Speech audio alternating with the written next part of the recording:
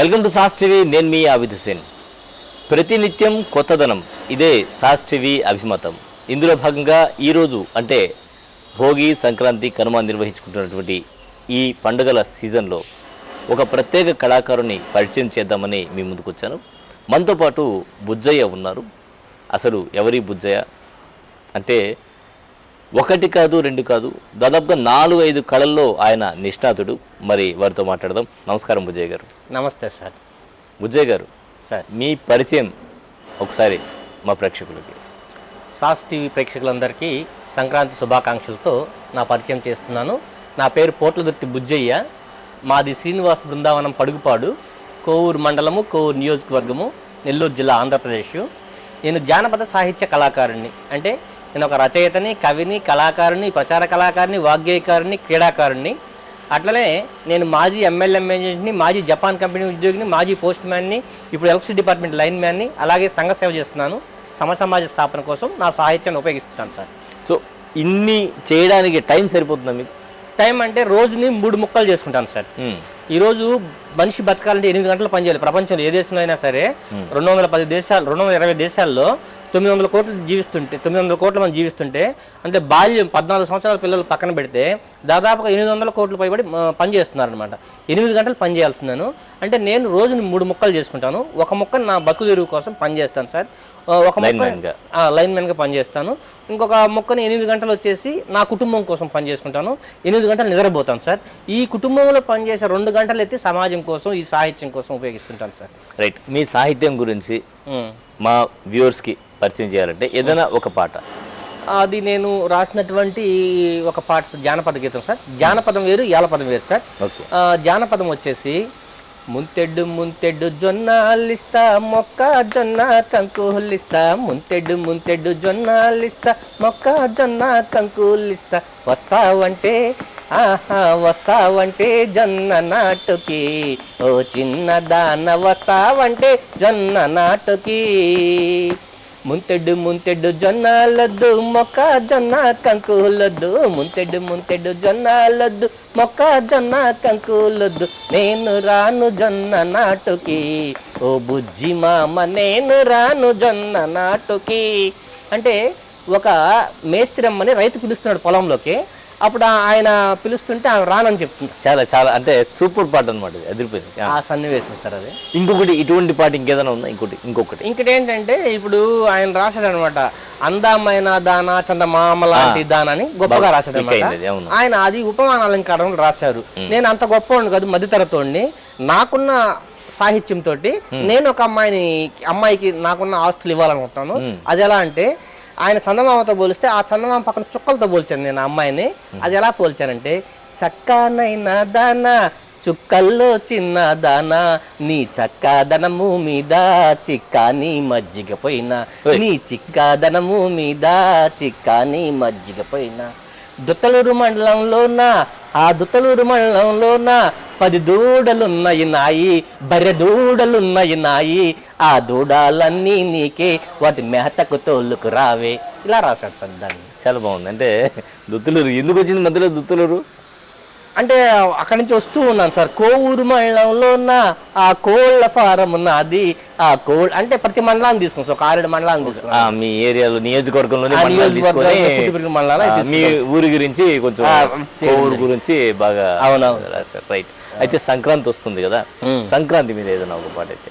సంక్రాంతి మీద అంటే, జనవరిలో వచ్చిన పండగ, జనాలందరూ మెచ్చిన పండగ, భోగి భాగ్యాల పండగ చెప్తే బాగాలేదు నాకు. పాట రూపంలోన మీ దరువు పాట 2 ఉండాలి. జనవరిలో వచ్చిన పండగ, జనాలందరూ మెచ్చిన పండగ, భోగి మంటలు, పిండి వంటలు, అందరినీ అలలారించే పండగ, ఇదే సంక్రాంతి పండగ. ఆ తరహా అదే నిన్ననే రాయడం జరిగింది సార్. దానికి కొంచెం సాధన చేయాల్సినది. ఓకే.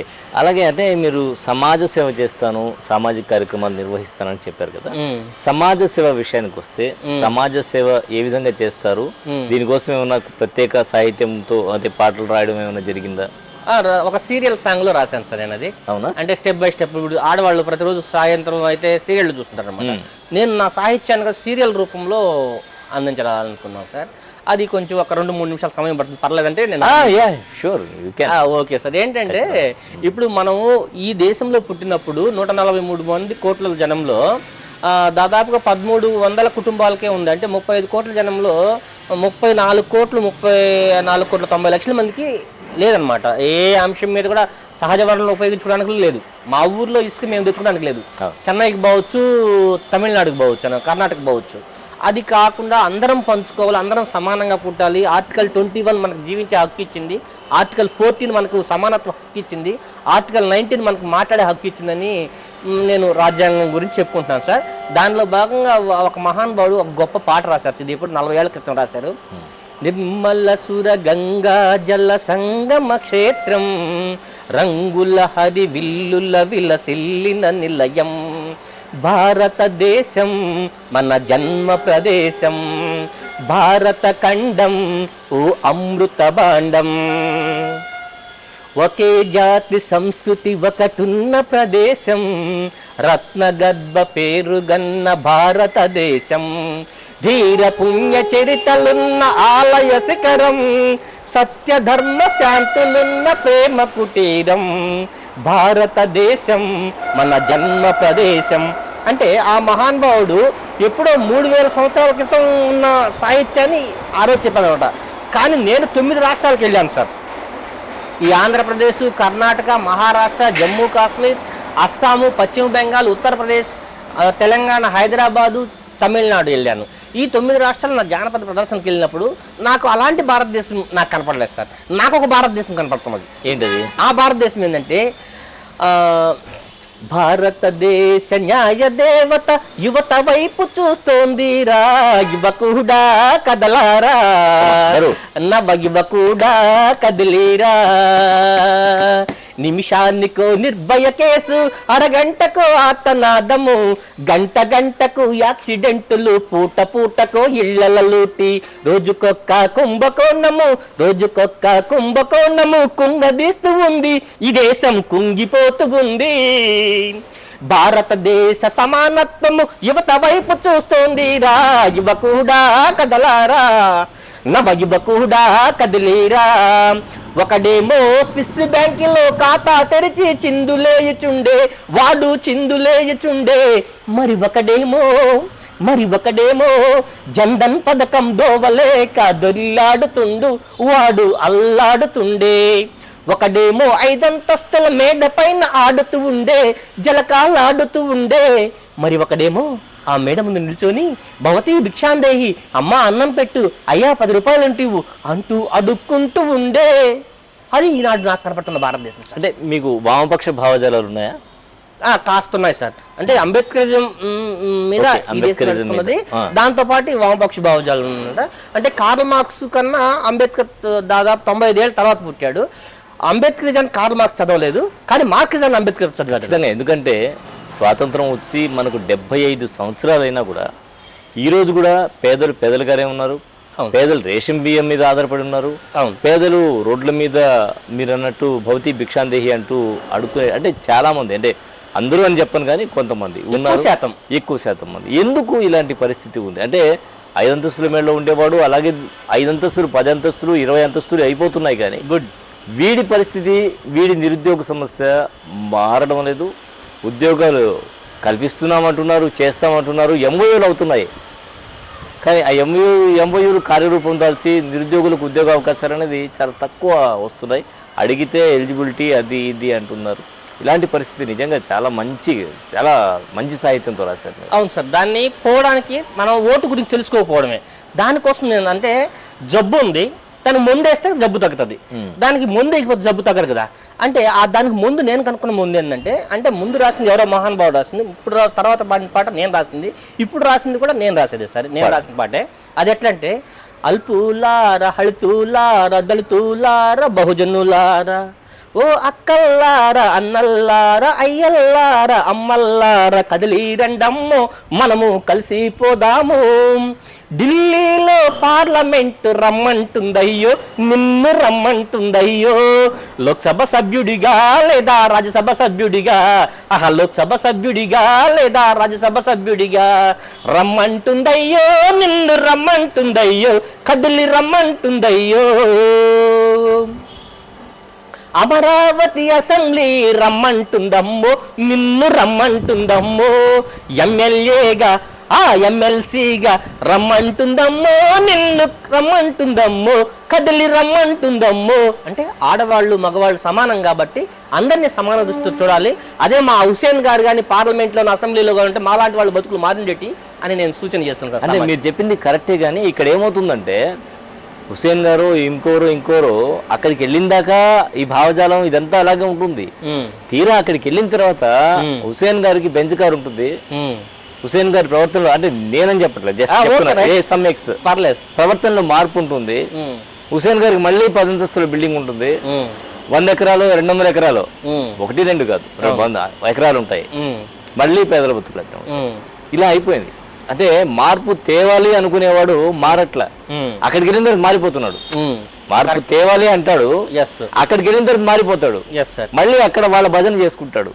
నేను ఎవరినో ఉద్దేశించి చెప్పట్లేదు, మీ గురించి ఇప్పుడు ఉన్న పరిస్థితులు ఇంత దారుణంగా ఉన్నాయి. అవును సార్. ఎలా చేయాలి దీనికి మార్పు రావాలంటే?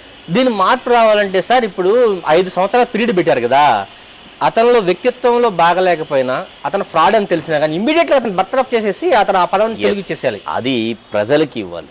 అదే ప్రజలే సార్, ప్రజలు ఆ విధంగా చేస్తే ఖచ్చితంగా సమాజంలో ఎవరైతే తెల్ల రేషన్ కార్డు చట్టసభలోకి పోతే ఆ రోజు బతుకులు మారుతాయి. కానీ 100,000 కోటీశ్వరుడు చట్టసభలో పోతే ఆయన ఏం చేస్తాడు? చట్టసభలో కూర్చొని ఆయన బిజినెస్లో ఏం జరుగుతుందో చూస్తాడు. అది అయిపోయిన తర్వాత బూత్ బొమ్మలు చూస్తాడు. ఈ చేతిలో బిజినెస్ చూస్తాడు, ఈ చేతిలో బూత్ బొమ్మలు. ఆయన బర్తరఫ్ చేస్తున్నాడు, 6 రోజులు బెటర్, మళ్ళీ పథకం తీసుకుంటున్నారు అనమాట. అంటే సర్టన్ యాక్షన్ లేదు. ఒక ఉద్యోగి తప్పు చేస్తే ఒక లంచం నేనే ఒక ఉద్యోగిని, నేను లంచం తీసి పట్టుబడ్డానంటే 3 నెలలు పెడతారు, పక్కన 3 నెలలు జీతం ఇస్తారు, ఆ 4 నెలలు మళ్ళీ ఉద్యోగం ఇస్తున్నారు. కాబట్టి కొన్ని ఇంక్రిమెంట్లు ఇస్తారు. ఇదే మీరు చెప్పింది ఎవరో చెప్పారు. ఏమవుతుంది, 3 నెలలు 4 నెలలు బెయిల్ మీద బయటకు వచ్చేస్తాం, మా ఆస్తులు పోవు కదా అనే టైప్ లో పరిస్థితులు. అట్లా అలాంటి ఏది జరిగినా కూడా వాళ్ళ ఆస్తులు గనక జప్తు చేసి ఎట్టి పరిస్థితులు వాళ్ళకి ఇవ్వకపోతే మరొకటి తప్పు చేయాలని భయపడతారు. సమాజంలో ఓటర్ కూడా మార్పు రావాలి. ఇప్పుడు ఉండేటువంటి పరిస్థితుల్లో ఓటర్లో కూడా మార్పు రావాలి. ఓటేసే ముందు డబ్బులు తీసుకున్నా కూడా మంచి వాడికి పేదవాడికి ఇవ్వాలి. మనలో ఒకటి నిలబడితే మనం ఏం సార్ ఖచ్చితంగా ఎవరైతే ఉంటారో వాళ్ళకే వేస్తాం. అతను తప్పు చేశాడని తెలుసు, అతను కోర్టులో ప్రాపర్టీ ఉందని తెలుసు, అతను మనకు సేవ చేయడం తెలుసు. అవును సార్. కానీ ఆ రోజు 1000 రూపాయలు తీసుకుంటాం, అతనికి ఓటేస్తాం. అవును సార్.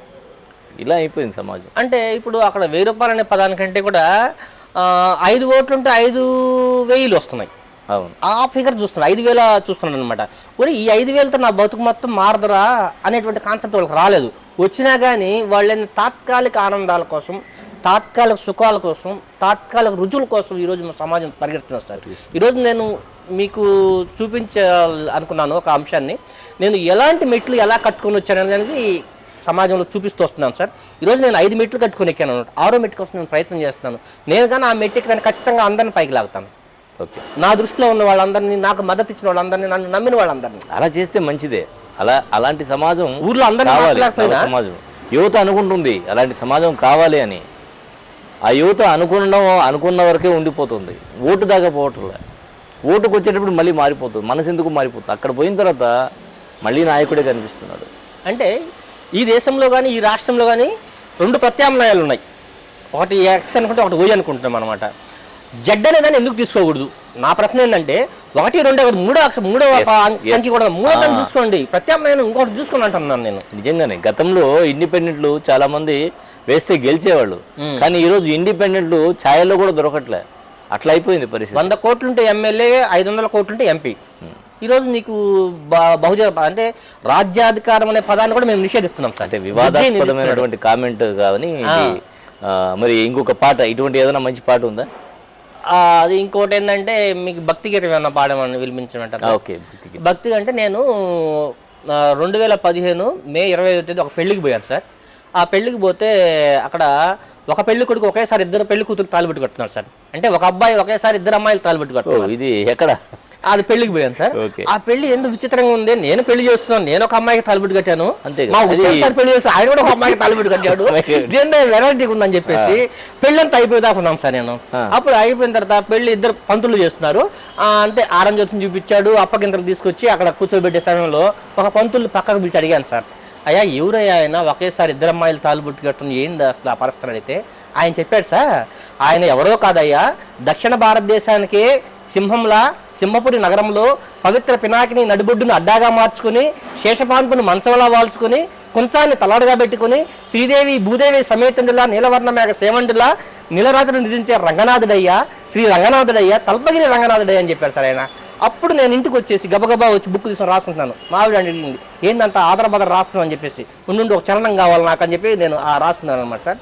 దాన్ని బాణిని మాత్రం అభినందన సినిమాలో బాణిని తీసుకున్నాను సార్. అది ఎలా రాశానంటే, చుక్కల్లాంటి శ్రీదేవి చుక్కల్లాంటి శ్రీదేవి చక్కనైన భూదేవి మజనక రంగయ్య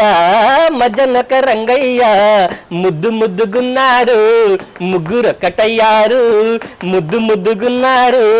ముగ్గురొక్కటయ్యారు కుడివైపున భూదేవి ఎడమన ఆ శ్రీదేవితో పెన్నమ్మ నడి బొడ్డున పరిణయమాడుచున్నాడయ్యా చుక్కల్లాంటి శ్రీదేవి చక్కనైన భూదేవి చుక్కల్లాంటి శ్రీదేవి చక్కనైన భూదేవి. ఇంకా అవును, బ్రహ్మోత్సవాలకు ఏం చేయిస్తారంట, కొత్త బట్టలు కుట్టిస్తారు, తేరి మీద ఊరేగిస్తారు, కొత్త బట్టలు కుట్టిస్తారు, తేరు మీద ఊరేగిస్తారు, ఆ భక్తులందరూ తేరును లాగి ముక్తినంతా పొందాలంటారు, నీ ముక్తినంతా పొందాలంటారు, చుక్కల్లాంటి శ్రీదేవి. దాన్ని తీసుకుని రాశాను సార్ నేను. అంటే నాకు కనిపించిన అంశాన్ని రాసుకుంటాను. నిజంగా అంటే ఇంకా చాలా చాలా బాగుంది, చాలా బాగుంది, చాలా నైస్గా ఉంది. ఇంకా ఇంకేదన్నా సమాజంలో మార్పు కోసం అంటే 225 పైబడి పాటలు రాశాను సార్. సమాజంలో చూసిన అంశాలే రాశాను సార్ నేను. నాకు తట్టిన అంశాలే నేను రాశాను. ఎవరో చెప్పిన అంశాలు అయితే నేను రాయలేకపోవచ్చు, ఎవరో చెప్పిన అంశాలు రాశానంటే అది డబ్బులు తీసుకుని రాశాను, మామూలుగా అయితే రాయలేకపోవచ్చు. అంటే నా మెదడుని నేను అనవసరంగా వృధా చేస్తున్నాను సార్. ఈరోజు మెదడు షార్ప్గా ఆలోచించాలంటే జింక్ అనేది అవసరం అనమాట. మన సర్టన్ ఫుడ్ మనం జింక్ తీసుకుంటున్నామో తీసుకోవాలి తెలియదు సార్. అది దానికన్నా మనకి తీసుకునే ఆహారం కన్నా ఎక్కువ కావాలన్నప్పుడు అది ఎముకల్లోంచి తీసుకుంటుంది. ఇది చాలా ఇంపార్టెంట్ సార్, ప్రతి ఒక్క తెలుసుకోవాల్సిన అంశం అనమాట. ఎముకల్లోంచి తీసుకున్నప్పుడు ఆఫ్టర్ 60 years 65 yearsకి కింద పడ్డాక పక్కన ఎముకలు ఇరిగిపోతాయి. కాబట్టి అలా ఎముకలు ఇరగకుండా మనం ఇప్పుడు నుంచే జాగ్రత్తగా ఉండాలి, ఆలోచన తగ్గించాలి, అవసరం మేరకే ఆలోచించాలి. కాబట్టి నేను చాలా పొదుపుగా మెదడును వాడుకుంటాను సార్. దానిలో భాగంగా నేను సమైక్యాంధ్ర ఉద్యమంలో 50 పాటలు రాశాను. ఇప్పుడు సమైక్యాంధ్ర ఉద్యమం అంటే రాష్ట్రం ఉన్నప్పుడు 23 జిల్లాలు ఉండింది, అంటే సమైక్యంగా ఉన్నప్పుడు. విభజన జరిగిన తర్వాత ఇటు 13 జిల్లాలు అటు 10 జిల్లాలు అయిపోయాయి సార్. ఆ 10 జిల్లాలు ప్రజలు ఈ 13 జిల్లాల నుంచి ఏం పోగొట్టుకున్నారు, ఈ 13 జిల్లాల ప్రజలు ఆ 10 జిల్లాలో ఏం పోగొట్టుకున్నారు, 2 అంశాలు నేను వర్ణిస్తాను సార్. మొట్టమొదట మీరు అడగండి, తెలంగాణ వాళ్ళు ఏం పోగొట్టుకున్నారో చెప్పమంటే అది చెప్తాను, లేదా సీమాంధ్రలో ఏం పోగొట్టుకుని చెప్పమంటే చెప్తాను. మీరే చెప్పండి మీ చాయిస్. అంటే మనకు సీమాంధ్ర నుంచే తీసుకుందాం, మనది సీమాంధ్రని కాబట్టి మనకు మన నుంచే తీసుకుందాం. ఓకే, మనం ఏం పోగొట్టుకున్నాం?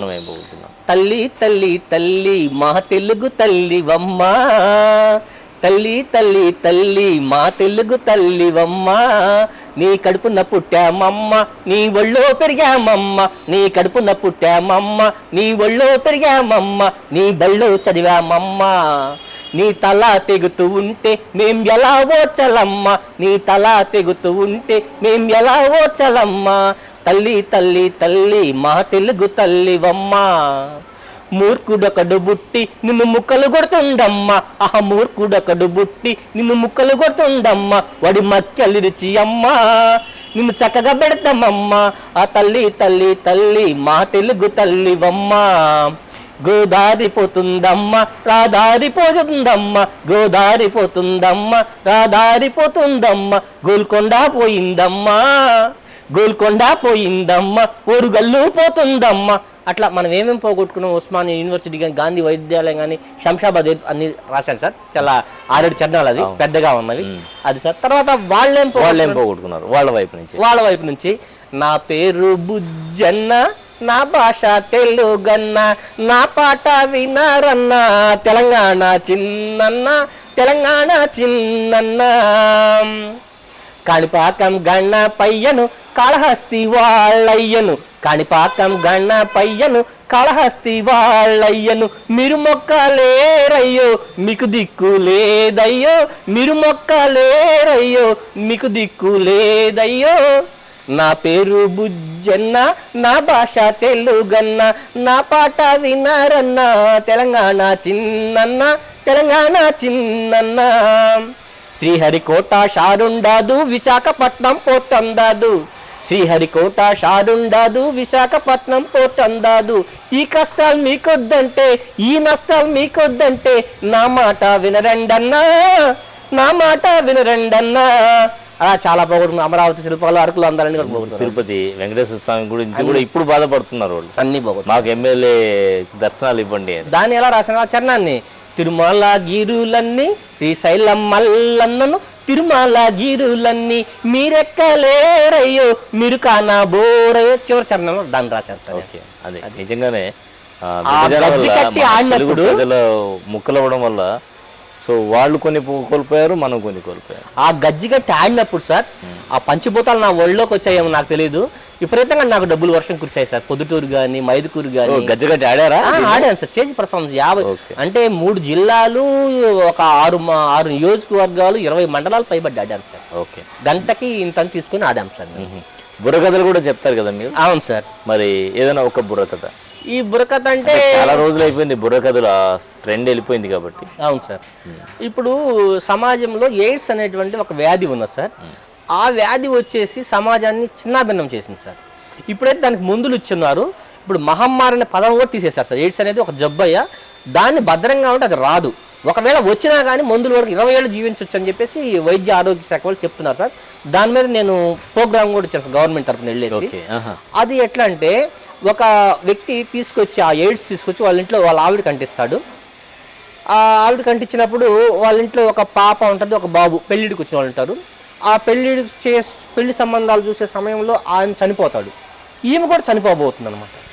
అప్పుడు ఆమె చనిపోతా ఆ బిడ్డలిద్దరిని దగ్గరికి తీసుకొని చెప్తుంది అనమాట, ఎలా బతకాలి, మీ నాన్న చనిపోయాడు, నేను చనిపోతాను, మీరు రేపటి నుంచి ఎలా బతకాలనేది ఆ బుర్రకథ రూపంలో నేను రాశాను. వాళ్ళు చెప్తే వైద్య ఆరోగ్య శాఖ ఆంధ్రప్రదేశ్ వాళ్ళు చెప్తే నేను రాశాను సార్. అది ఆ బుర్రకథ ఏంటంటే, నా పేరు ఎయిడ్స్ భూతము తానే తందన తందన, నా పేరు ఎయిడ్స్ భూతము తానే తందన తందన, నా ఊరు ఎయిడ్స్ లోకము తానే తందన తందన, తానే తందన తందన, తనన తందన తందన, మీ నాన్న కాలమాయరా తానే తందన తందన, నాకు పోగాలమొచ్చరా తానే తందన తందన, తానే తందన తందన, తనన తందన తందన, చెల్లెలని బాగా చూడరా తానే తందన తందన, అన్నిట్లో భాగమివ్వరా తానే తందన తందన. అంటే ఆ చెల్లెల్ని బాగా చూసుకుని మంచోడు కట్టబెట్టి ఎయిడ్స్ వచ్చి తల్లి చెప్తూ ఏం కూడా చనిపోతుందన్న, మీ నాయన చనిపోయాడు, నాకు కూడా కాలం అయిపోని వస్తుంది, చెల్లెలు ఇలా చూసుకొని మంచోడు కట్టబెట్టి ఊర్లో వాళ్ళందరూ సేవ చేయనా మీ నాయనలాగాని. అక్రమ సంబంధాల వల్ల కలిగేటువంటి నష్టాన్ని వాళ్ళు ఇలా చాలా చక్కగా వివరించారు. భుజ గారు, ఇవి లేనప్పుడు మీరు ఏం చేస్తుంటారు? అసలు మీ బ్యాక్గ్రౌండ్ విషయం తీసుకుంటే కుటుంబంలో అసలు ఎట్లా, అంటే స్టార్టింగ్ నుంచి ఎలా ఉండింది? మీరు ఏమన్నా పుట్టుక నుంచి ఒక సెటిల్డ్ ఫ్యామిలీనా లేకపోతే ఎట్లా మీకు? సార్ మేము రజక సామాజిక వర్గానికి చెందినోండి సార్. నేను కుప్పూరుపాడులో పుట్టాను, హనుమ సముద్రంపేట మనం కుప్పూరుపాడులో పుట్టాను. 1/6/1979లో పుట్టాను. అక్కడి నుంచి మా నాయన నెల్లూరులో పల్లికి వెళ్ళారనమాట. ఆయన ఏంటంటే ఇవి ఉన్నాయి కదా ముగ్గురు రాళ్ళు, సున్నపు రాళ్ళు, అవి మా వృత్తికి సంబంధించి అమ్ముకునే వాళ్ళు. ఒక చిన్న వ్యాపారస్తుడు. తర్వాత వ్యవసాయం కూడా తెలుసు ఆయనకి. తర్వాత మా అమ్మమ్మ వాళ్ళ ఊరికి పోలేక ఇట్లా వాళ్ళ ఊరికి పోలేక నెద్దనంపాడు, మరిపాడు మండలం నెద్దనంపాడు మా నాయనమ్మ వాళ్ళ ఊరు, కేతుకుంటే మా అమ్మమ్మ వాళ్ళు సార్. అక్కడికి పోలేక ఆ పక్కన ఊర్లో మా మామ టీచర్ అయితే ఒక ఇల్లు తీస్తే అక్కడికి వెళ్ళారు సార్. అక్కడ పెరిగారు సార్ నా బాల్యం అంతాను. అనంతసాగర్ మండలం గౌరవరం సార్, ఆత్మకూరు నియోజకవర్గంలో ఉంటుంది. అక్కడ 7వ తరగతి చదివాను. తర్వాత 8, 9, 10వ తరగతి మరిపాడులో చదివాను, ఇదే జిల్లాలో అదే నియోజకవర్గంలో. తర్వాత ఇంటర్మీడియట్ అనంతసాగర్లో చదివాను. ఐటీఐ వచ్చేసి నెల్లూరు వెంకటేశ్వరంలో చదివాను. డిగ్రీ వచ్చేసి ఫస్ట్ ఇయర్లో పోస్ట్ మ్యాన్, సెకండ్ ఇయర్లో line man sir. Degree Ambedkar open university చదివాను. ఫస్ట్ నాకు 1998 ఆగస్టు 1వ తేదీ చదువు అయిపోతే 1998 ఆగస్టు 8వ తేదీకి నాకు ఉద్యోగం వచ్చింది సార్. బెంగళూరులో అయిపోవడమే ఉద్యోగం. 7 రోజులే నేను నిరుద్యోగిని సార్.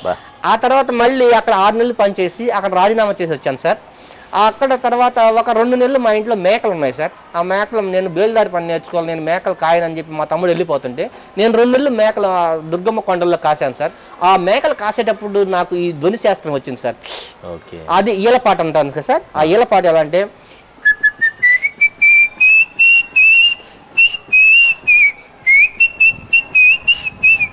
ఇదేందో తెలియదు మీకు, నేను ఏదో ఇలా వేసేసాను, ఇది తెలియదు అనమాట. సినిమా పాడేది సినిమా పాడేది దాంట్లో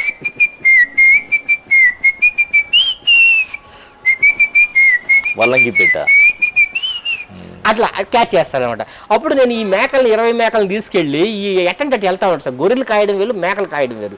గొర్రె అంత వేగం కలదు, మేక ఎటుబడితే అటు వెళ్ళిపోతాను అనమాట. నేను ఆ ఈలపాట పాడినందువల్ల ఆ మేకలు నా చుట్టూ చేరేటి అనమాట. వినడానికి ఈ మధ్య ఒక సినిమా వచ్చింది, నువ్వు వస్తానంటే నేను వద్దంటాననే సినిమాలో శ్రీహరి తర్వాత సిద్ధార్థ్ ఇంకొక త్రిష బర్రెలకి పాటలు పెట్టి పాలు పిండుతాడు కదా, ఆ తరహాలో నేను అప్పుడు అలా చేశాను అనమాట. ఎప్పుడు ఇది 1999లో సినిమా విడుదలకు ముందు. ఇది మొన్న సినిమా విడుదలైంది, ఇది 1999లో చేశాను సార్. అలా నేను చదువుకున్నాను. ఫస్ట్ పోస్ట్ మ్యాన్గా 2 నెలల తర్వాత పోస్ట్ మ్యాన్ జాబ్ వచ్చింది సార్. 87 మంది అప్లై చేస్తే నాకు హై మెరిట్ ఉన్నది, నాకు వచ్చింది. బెంగళూరులో కూడా 7 మంది పోటీ పడితే ఎలాంటి ఇబ్బందులు లేవు, వచ్చేసాను. ఆ తర్వాత అక్కడ 4 ఏళ్ళు పనిచేసి అక్కడ రాజీనామా చేసి మళ్ళీ ఎలక్ట్రిసిటీలోకి వచ్చాను సార్. 3 ఎస్ఆర్లు ఓపెన్ అయ్యాయి సార్. ఈరోజు నెల్లూరు జిల్లాలో 3 ఎస్ఆర్లు ఓపెన్ అయిన వ్యక్తులు తక్కువ మంది ఉంటారు సార్. కాకపోతే నాకు మీరు అడగొచ్చు, ఏమయ్యా మరి ఇంత ప్రొఫైల్ పెట్టుకొని నువ్వు ఎందుకు మూలం ఉన్నావంటే, నేను రాసిన ప్రతి సాహిత్యాన్ని సూట్ కేసులో పెట్టి తాళం వేసుకున్నాను సార్, బయటకు తీయలేదు. అక్కడే మీరు అనుకున్నారు. తర్వాత ఇంకొకటి అనుకుంటాను, నా కులం వాళ్ళు ఎవరు మీడియాలో లేరు, నా కులం వాళ్ళు ఎవరు రాజకీయాల్లో లేరు, అందువల్ల నేను వెలుగులోకి రాలేకపోయాను. అవి 2 అనుకుంటాను. 3వ అంశం ఏంటంటే నా కులం పక్కన నేను పేరు రాసుకునే కులంలో పుట్టలేదు కాబట్టి నేను ఇలా ఉండిపోయాను. అది ఎప్పుడు అనుకోకూడదు. 1 2 ఏంటంటే మనకు బాబాసాహెబ్ అంబేద్కర్ గారు రాసిన రాజ్యాంగం ప్రకారం ఎవడైనా ఏ స్థాయికైనా వెళ్ళిపోవచ్చు. ప్రధాని మోడీ గారు ఏ స్థాయిని చూపించారు అందరికి తెలుసు కదా. మరి ఈ రోజు గౌరవ ప్రధాని అని మనం సంబోధిస్తున్నాం కదా, పేరు ముందే గౌరవం పెట్టి మాట్లాడుతున్నాం మనం. సో ఎవరైనా ఏదైనా కావచ్చు. ఇటువంటి వాళ్ళు ఎంతో మంది ఉన్నారు. మనకు అబ్దుల్ కలాం ఉన్నారు, మరి వీరందరూ ఉన్నారు కదా. సో మనం ఎప్పుడు కూడా మీరు అంటూ డిస్క్రీజ్ కాకూడదు, మనం మన స్థాయిని మనం తగ్గించుకోకూడదు. 2 మనకు ఆయన మహానుభావుడు రాసినటువంటి రాజ్యాంగం, అటువంటి రాజ్యాంగం రాశారు. ఓటు ద్వారా ఏదైనా మనం చేయొచ్చు, కానీ మనం చేయట్లేదు. ఇక్కడ యువతలో మార్పు రావాలి, యువత మారాలి, అప్పుడు మారుతుంది ప్రజాస్వామ్యం. మార్చాలి. ఎవరైతే మనకు వాగ్దానం ఇచ్చి ఎక్కాడో, ఏదైతే ఆ హామీ అమలు కాలేదు వెంటనే దింపేయాలి అతన్ని. ప్రస్తుతం అదే జరుగుతుంది. ఇప్పుడు తమిళనాడులో కూడా అటువంటివే జరుగుతుంది, కేరళ చూడండి. సో ఇట్లా ఎక్కడ కూడా ఏంటంటే మనకు ఉపయోగపడతాడు అంటేనే పెడుతున్నారు, లేకపోతే మార్చేస్తున్నారు. ప్రధాని కూడా అదే చెప్తారు, సంక్షేమ పథకాలు కాదు కావాల్సింది ప్రజలకి, వాడి స్థాయి వాడికి బియ్యం రేషన్ బియ్యం ఇస్తే వాడు రేషన్ బియ్యమే తింటుంటాడు. వాడికి ఒక ఉద్యోగం ఇస్తే బిర్యానీ తింటాడు రోజు, ఉపాధి కల్పిస్తే, అంతేగా. అది కావాలి. అదే దానికోసమే నేను ఈ మధ్య ఒక పాట రాస్తున్నాను సార్. ఇటెళ్ళిపోయావే స్వాతంత్రమా నువ్వు ఏమైపోయావే గణతంత్రమా, ఇటెళ్ళిపోయావే స్వాతంత్రమా నువ్వు ఏమైపోయావే గణతంత్రమా, విత్తనాలకు ఇత్తులు లేక అప్పులు చేసి పంటలు వేసి ఇంటికి రాని పంటను చూసి అసువులు బాసిన అన్నదాత బతుకులో, ఇటెళ్ళిపోయావే స్వాతంత్రమా నువ్వు ఏమైపోయావే గణతంత్రమా, కేజీ నుండి పీజీ దాకా లక్షల కోట్లు ఖర్చులు పెట్టి పట్టాల మీద పట్టాలు పొంది ఉపాధికెళ్ళి ఉపాధి లేక ఉసురు పోసుకున్న ఆ నిరుద్యోగి బతుకులో ఏమైపోయావే స్వాతంత్రమా నువ్వు ఎటెళ్ళిపోయావే గణతంత్రమా అని ఈ మధ్య రాస్తున్నాం సార్. దాన్ని కూడా ఫుల్ఫిల్ చేయాల్సి ఉంది. రైట్ చాలా బాగుంది పాట, అదిరిపోయింది అట్లా. సో ఏంటి ఇంకా ఫ్యూచర్ పాటలు రాస్తూ ఉన్నారు కదా, భవిష్యత్తులో ఏం కావాలని మీరు? నేను అదే సార్, నేను స్టెప్ 1 MLM ఏజెంట్గా పనిచేశాను. అక్కడ దాదాపుగా 91 నుంచి ఇప్పుడు దాకా అది అంటే మా ఆవిడ్ని అంటే ఎందుకు మీరు అడగొచ్చు, మీరు మీ ఆవిడని ఎందుకు చెప్పించాలి, మీ తమ్ముడు మంచి ఉద్యోగం ఉన్నది కదా, మీ ఆవిడ ఎందుకు పనిచేయాలని మీరు అడగొచ్చు అనమాట. మాకు వంశం పోట్ల దుత్తి వాళ్ళు వంశం చెప్పింది ఏంటంటే, ఒక్క ముద్ద అన్నం తినాలి అంటే అందులో ఒక్క మెతుకు పని నువ్వు పనిచేసి ఉండాలి. ఇది ఖురాన్ కూడా చెప్పిందంట, అది మాకు తెలియదు. ఒక ముద్ద నువ్వు అన్నం తినాలంటే అందులో ఒక మెతుకు పని చేసి ఉండాలన్నమాట. ఆ మెతుకు పని చేయకుండా నువ్వు చేయడానికి నీకు అర్హుడు కాదు అని చెప్తారు మా పెద్దోళ్ళు మాకు. దానిలో భాగంగా ఇంట్లో ఉన్న ప్రతి ఒక్కరు 14 సంవత్సరాల ప్రతి ఒక్కరు కూడా పనిచేయాల్సి ఉందేను నా కాన్సెప్ట్ ప్రకారము. నిన్న మహాత్మా సావిత్రిబాయి పూలే జయంతి సందర్భంగా జనవరి 3వ తేదీ మేము పాలాభిషేకం చేస్తే ఒక భిక్షగాడు వచ్చాడు. నేను టక్కని తీసి ₹1 2 వేసాను అనమాట. పక్కన అడ్వకేట్ ఉన్నారు, ఏ బాకండి చిల్లరా, మీరు ఎందుకు ప్రోత్సహిస్తున్నారు మీరు భిక్షగాళ్ళని? మీకు కావాలంటే అన్నం తెచ్చి పెట్టండి. మళ్ళీ చాలా అడిగింది అనమాట. ఆ డబ్బులు కూడా పెరుకుంటాను నేను అని చెప్పింది ఆ అడ్వకేట్. ప్రజా చైతన్య వేదిక నాయకురాలు అంట ఆమె. నాకు ఒక వండర్ అంటే నిజంగానే ఇది సూపర్ మీరు చెప్పింది. ఎందుకంటే ఎవరు కూడా ప్రతి ఒక్కరికి కూడా మనం కూడా అదే చెప్పాలనుకుంటున్నాం. ఏంటంటే బిచ్చగాళ్ళు అంటే వీళ్ళు ఇట్లానే తయారైపోతున్నారు. వస్తుంది తింటున్నాం అలా వద్దు, డబ్బులు ఇవ్వకండి ఎవరికి కూడా.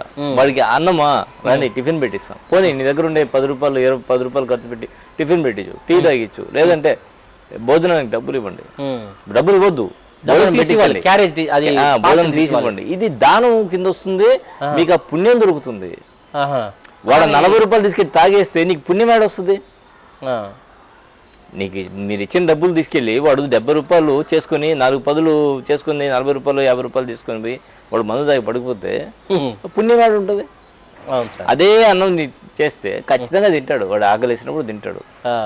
అంతేగా ఆమె అలా చెప్పింది. కాకపోతే మేము ఎందుకు ఇలా డొనేట్ చేయాలంటే ఈ పండుగ రోజులు కదా సార్, సంక్రాంతి పండుగ రోజు ప్రతి ఒక్కరూ మనం డొనేట్ చేయాలి. నేను ఎక్కువ కూడా ఇవ్వలేదు సార్, 2 రూపాయలు 3 రూపాయలు ఇచ్చి ఉంటాను అంతే. నేను చూసుకోలేదు చిల్లరంతో. ఆమె వెంటనే ఖండించింది నన్ను. అంటే కార్యక్రమం జరుగుతుంది ఆ వచ్చి అన్నది, నేను ఇచ్చాను. మళ్ళీ ఆమెను పోయిన సార్ నేను ఆ డబ్బులు పెరుకుంటాను అంటుంది ఆమె. ఈ సన్నివేశం నాకు రకంగా అనిపించాను. డబ్బులు ఇవ్వద్దు, భోజనం పెట్టండి, వస్త్రాలు ఇవ్వండి వాళ్ళకి. ఇంకేదైనా వాడికి నిత్యావసర సరుకులు ఇవ్వండి. మీ దగ్గర డబ్బులు ఉన్నాయి, వాడి ఇల్లు గడుస్తుంది, నిత్యావసర సరుకులు ఇవ్వండి. ఆ విధంగా ఆదుకోవచ్చు. కానీ డబ్బులు ఇచ్చి బద్దకస్తుల్ని చేయడం మాత్రం నేను కూడా దీనికి వ్యతిరేకం.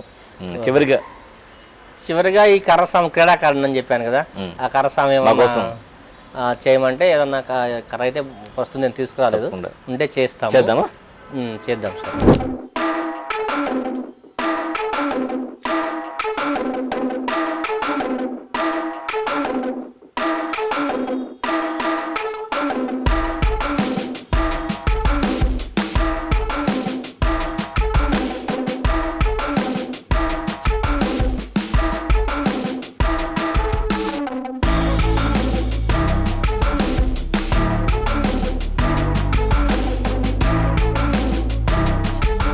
రైట్, చాలా చక్కగా ఉంది వాళ్ళ కార్యక్రమం కూడా, చాలా సూపర్గా చేశారు మీరు. అంటే పాటలు పాడడం కానీ, మీరు అన్నట్టు ఈ ప్రోగ్రాం ద్వారానే మీరు అన్నారు కదా మేము వెలుగులోకి రావట్లేదని, ఖచ్చితంగా బుజ్జయ్య వెలుగులోకి రావాలని సాస్ టీవీ కోరుకుంటోంది.